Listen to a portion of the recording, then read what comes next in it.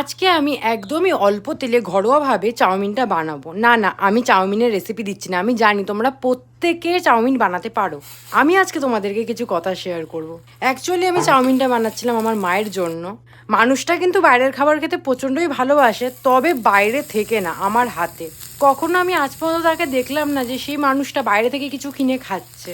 আমি ঘরে যদি পিৎজা বার্গার যেমনই বানাই না কেন, সেই মানুষটা তৃপ্তি করে খায়, আর আমার তার জন্য বানাতে খুবই ভালো লাগে।